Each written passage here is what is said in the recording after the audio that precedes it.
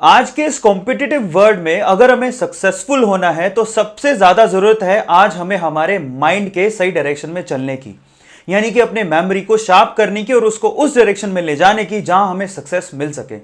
So guys, आज के इस वीडियो में मैं आप लोगों को बताऊंगा कि माइंड को किस तरह से कंट्रोल किया जाए और उसको किस तरह से उस रास्ते पे लगाया जाए जहां हम चाहते हैं, और मेमोरी को शार्प किस तरह से किया जाए। मैं आप लोगों को 5 ऐसी टेक्निक बताऊंगा, 5 ऐसे रास्ते बताऊंगा जिसको फॉलो करके आप अपना ये काम बहुत ही आसान बना सकते हैं, जो कि ज्यादातर स्टूडेंट के लिए डिफिकल्ट होता है।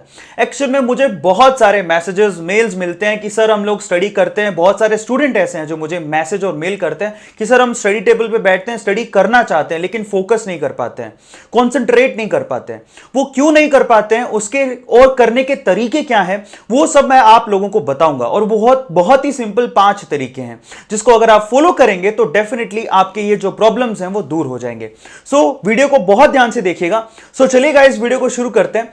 सबसे पहला तरीका, लेकिन तरीकों पे जाने से पहले सबसे पहले मैं आपसे यह चीज कहूंगा कि जो चीज आप पाना चाहते हैं जिंदगी में वो आपके लिए उतनी ही जरूरी होनी चाहिए जितनी की जरूरी आपके लिए सांस लेना है। आपके लिए जितना जरूरी ब्रीदिंग करना है, अगर उतना ही जरूरी अगर आपका वो एम भी हुआ, if you want to be a doctor और you want to be an engineer, आपके लिए वो उतना ही जरूरी है जितना कि सांस लेना, तो आपको सक्सेसफुल होने से कोई नहीं रोक सकता। ये सक्सेसफुल होने का सबसे पहला मंत्र है।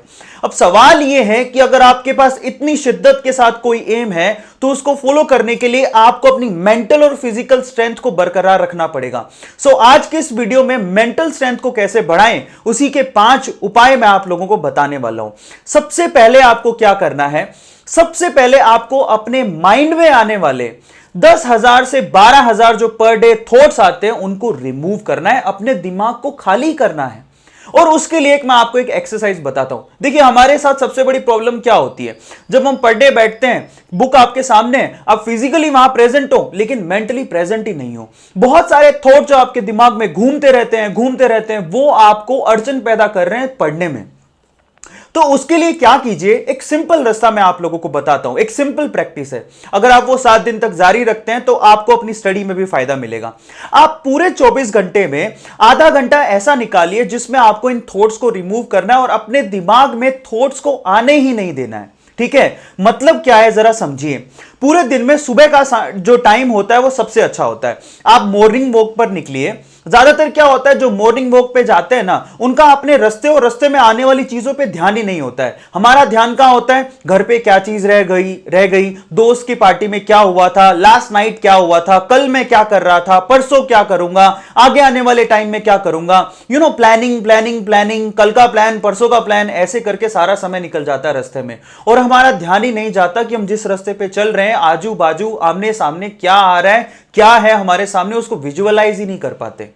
उन थॉट्स को कम करना है। आप सुबह जब वॉक पे निकले तो आप क्या कीजिए, आपके सामने जो चीजें प्रेजेंट हैं, जो सामने चीजें आ रही हैं, उनको ध्यान से देखिए, उन पे फोकस कीजिए। सड़क पे ध्यान दीजिए, ग्रीनरी पे ध्यान दीजिए, व्हीकल जा रहे हैं उन पे ध्यान दीजिए, लोगों पे ध्यान दीजिए, कॉन्सेंट्रेट करिए और कोशिश करिए उनको मेमोराइज करने की। प्रेजेंट टाइम में अगर आप जीना सीख गए तो वो थॉट्स ऑटोमेटिकली धीरे धीरे करके रिमूव हो जाएंगे। आधा घंटा ऐसा निकालिए अपने पूरे दिन में जिसमें आपको ऐसे थॉट अपने दिमाग में आने ही नहीं देने हैं जो कि अनरियलिस्टिक है, मतलब ऐसे जो कि रियली आपको दिखाई नहीं दे रहे हैं। ये बहुत ज्यादा इंपॉर्टेंट स्टेप है जो आपको अपनी मेमोरी को शार्प करने के लिए जरूरी है। अब इसका फायदा क्या होगा, अगर आप प्रेजेंट टाइम में प्रेजेंट चीज को देखते हुए वहां पे कंसंट्रेट कर पा रहे हैं तो जब आप स्टडी टेबल पे बैठेंगे, आपके सामने आपकी बुक होगी, तो आप अपने टॉपिक पे भी कंप्लीटली फोकस कर पाएंगे, एटलीस्ट हाफ एन आवर। आप जितना प्रैक्टिस करेंगे सुबह आधे घंटे कि मेरे पास, मेरे दिमाग में अनरियलिस्टिक थॉट आए ही नहीं, ऐसे थॉट जो मेरे सामने हैं आए ही नहीं, तो वो जो प्रैक्टिस है आपको आपकी स्टडी टेबल पे भी काम देगी। तो सुबह सुबह जाएं मॉर्निंग वॉक पे, जो एक्स्ट्रा थॉट्स है उनको आने ही नहीं देना है और आपको क्या करना है, आपके सामने आने वाली हर एक चीज को फोकस करना है। तो ये सबसे पहला प्रैक्टिस काम करना है। दूसरे काम पर चलते हैं। देखिए सेकंड काम क्या है, देखिए पढ़ाई करना एक ऐसा काम है बेसिकली, ठीक है, जो थोड़ा बोरियत सा महसूस कराता है, ठीक है। उसके बजाय हमें खाना खाना ज्यादा अच्छा लगता है, मूवी देखना ज्यादा अच्छा लगता है, वो ऐसे काम है जिसमें हमें एंटरटेनमेंट मिलता है, तो ऐसे काम को करना हमें ज्यादा अच्छा लगता है। तो और स्टडी का जो काम है बेसिकली वो उन कामों से तो नीचे आता है, इसलिए ज्यादातर लोग स्टडी पे फोकस नहीं कर पाते। तो मैं आपसे क्या कहूंगा, दिन में एक ऐसा वक्त निकालिए जब आप स्टडी टेबल पे बैठ रहे हैं पढ़ने के लिए, तो आप अपने जो काम आपको पसंद है, ठीक है, जो आपके दिमाग में उस टाइम पे आपको लगता है आ सकते हैं, उनको निपटा लीजिए। आप स्टडी टेबल पे तब बैठे जब आपके वो सारे शौक पूरे हो जाए।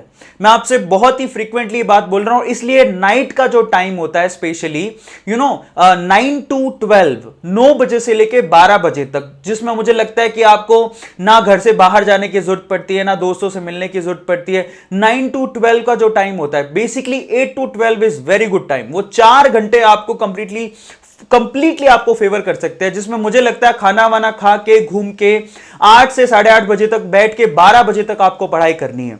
उसके लेट नाइट स्टडी करने की आपको जरूरत नहीं है। 12 बजे तक पढ़ के उसके बाद आप आराम से रिवीजन करके सो सकते हैं। उससे पहले तक अपने सारे छोटे मोटे काम निपटा लीजिए जो आपके दिमाग में आ रहे हैं, जैसे कि खाना खाना, सॉन्ग सुनना, दोस्त से मिलना, वो निपटा लीजिए जिससे वो दिमाग में आए ही नहीं। रिलैक्स होके बैठेंगे तो स्टडी करने में ज्यादा मजा आता है। तो अपने जो ऐसे काम जो आपके दिमाग को डाइवर्ट कर सकते हैं बेसिकली, उनको निपटा लीजिए। दूसरा सबसे इंपॉर्टेंट काम आपको यह करना है। और तीसरा सबसे इंपॉर्टेंट काम क्या करना है, आपको स्टडी स्लैब्स में करनी चाहिए। ये बहुत इंपॉर्टेंट है। कई लोग सोचते हैं ना, हम लोग क्या सोचते हैं ना, बहुत लंबी सोच लेते हैं और वो काम हो नहीं पाता है। मैं आपसे कहता हूं आप इतना ही सोचिए, मुझे आधा घंटा एक बार चेयर पे बैठना है, आधे घंटे के लिए मुझे कंप्लीट फोकस करना है, उससे ज्यादा दिमाग में लाइए ही मत। हाफ एन आवर जैसी खत्म हो, एक छोटा सा एक क्विक ब्रेक लीजिए, 5 मिनट का, किचन में जाइए, जो कुछ खाना है थोड़ा बहुत अपने मेरी ईटिंग हैबिट है, मैं खुद भी क्या करता हूँ, हाफ एन आवर की ब्रेक के अंदर मैं किचन जाता हूँ, थोड़ा बहुत जो मुझे अच्छा लगता है वो उठा के खा लेता हूँ, उसके बाद 5 मिनट के ब्रेक पे वापस आ जाता हूँ और बैठ के पढ़ाई करता हूं। सो आप उसको स्लैब वाइज कीजिए। ऐसा मत सोचिए मुझे अब 3 घंटे इस चेयर पे बैठना है, मुझे बैठे ही रहना है। ऐसे क्या है, बोरियत महसूस होती है, दिमाग को लगता है यार 3 घंटे का फालतू काम आ रहा है, वो कंप्लीटली फोकस नहीं कर पाएगा। आधे आधे घंटे के स्लैब में आपका दिमाग जो है ना कंप्लीटली हाफ एन आवर के लिए फोकस करेगा, क्योंकि आपने सुबह भी उसकी प्रैक्टिस की है कि हाफ एन आवर आपने उन चीजों को फोकस किया जो आपके सामने थी। तो स्लैब में पढ़िए और स्लैब में ब्रेक भी लीजिए। हाफ एन आवर के बाद 5 मिनट का ब्रेक के बाद फिर आप वापस आके बैठिए और फिर से उसको पढ़ाई करिए। सो ये तीसरा स्टेप है जो आपको करना है, ठीक है, स्लैब्स में पढ़ाई करें। That is so much important. अब चलते हैं चौथी सबसे इंपॉर्टेंट चीज पर, और वो क्या है, कॉन्सेप्ट को विजुअलाइज कीजिए, रट्टाफिकेशन को बंद कर दीजिए। मैंने बहुत ऐसे स्टूडेंट देखे हैं जिनको जब हम डेफिनेशन लिखा रहे होते तो वो डेफिनेशन को रट्टा मारने लगते हैं बजाय समझने के। आप जितना चीजों को विजुअलाइज करोगे, अपनी लाइफ से जोड़ के देखोगे, उतना ही चीजें ज्यादा समझ में आते हैं। इवन साइंटिफिक जितनी भी चीजें हैं वो आपकी लाइफ से रिलेटेड हैं। अगर आपके सामने कोई नई चीज आ रही है तो उसको अपनी लाइफ से रिलेट करके देखिए, उसको विजुअलाइज करने की कोशिश करिए। आपका माइंड विजुअलाइज चीजों पर ज्यादा काम करता है एज कंपेयर टू रट्टाफिकेशन। तो आप रट्टा मत मारिए, that is so much important. मैं एक सिंपल सा एग्जांपल देता हूं आपको। एक्चुअली एक बार एक टीचर ने असैसिनेशन की स्पेलिंग कही किसी स्टूडेंट को कि आप बताइए कि असैसिनेशन का स्पेलिंग क्या है। तो एक्चुअल में क्या हुआ, बच्चे उसको बता नहीं पाए। असैसिनेशन का स्पेलिंग थोड़ा बड़ा है, बच्चे उसको विजुअलाइज नहीं कर पाए, लिख भी दिया तो भी लिखने के बाद भी उनको याद नहीं हुआ।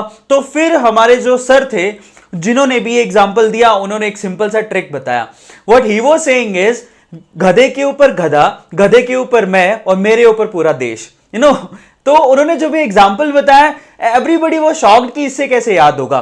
तो एक्चुअल में गधे के ऊपर गधा का मतलब क्या है, that is S plus S then I and then nation. गधे के ऊपर गधा, एस प्लस आई, गधे के ऊपर गधा, गधे के ऊपर मैं, S plus I plus nation, that is assassination. अब ऐसे करके जब टीचर ने विजुअलाइज कराया तो उनको सभी बच्चों को क्विकली याद हो गई असैसिनेशन की।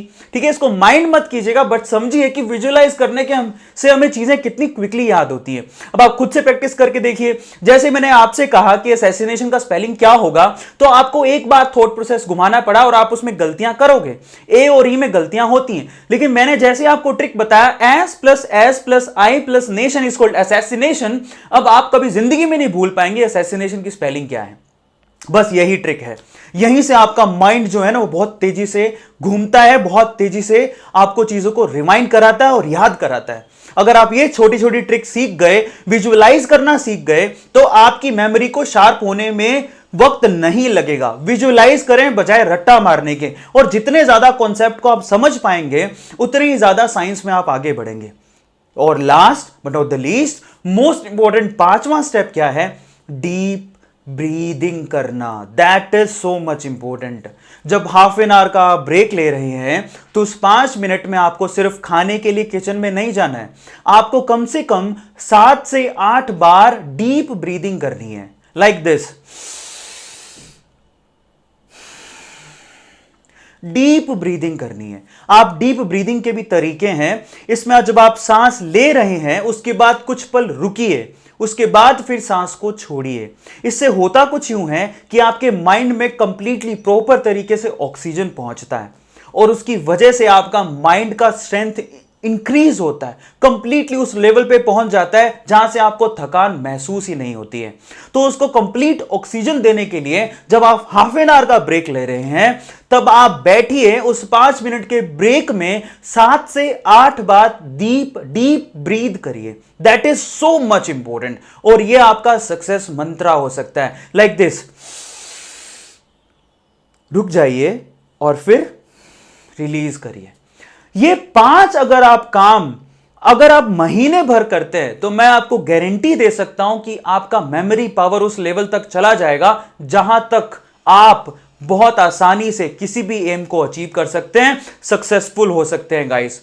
सो गाइस चलिए अगली वीडियो में मिलते हैं। इसी तरह के टिप्स ट्रिक्स को अगर आप जानना चाहते हैं और इतनी वंडरफुल इंफॉर्मेशन अगर आप पाना चाहते हैं तो चैनल को सब्सक्राइब करें। केमिस्ट्री के साथ साथ मोटिवेशनल वीडियोस चलती रहती हैं। सो आज सुपर संडे होने वाला है। जो लोग हमारे सब्सक्राइबर्स हैं उनको पता है कि कल मैंने अनाउंसमेंट किया था कि आज हम लोग वो नाम अनाउंस करेंगे जो वो वंडरफुल ईयर पीसेस जीते हैं। So guys wait for that video. So guys share कीजिए हमारे दोनों चैनल्स को, मेडिसी केमिस्ट्री चैनल जिसमें आपको केमिस्ट्री के वीडियोस मिलेंगे, ए स्क्वायर व्लॉग्स जिसमें आप मेरी पर्सनल चीजें और मोटिवेशनल वीडियोस आप देख सकते हैं। उन दोनों चैनल के जो लिंक हैं वो डिस्क्रिप्शन बॉक्स में गिवन है। इसके अलावा आप मेरी निजी जिंदगी के साथ भी जुड़ सकते हैं। इंस्टाग्राम पे मैंने जो प्रोफाइल है उसको मैंने पब्लिक कर दिया है, उसका भी लिंक डिस्क्रिप्शन बॉक्स में गिवन है। So guys stay tuned with us till then, thank you so much, thanks a lot.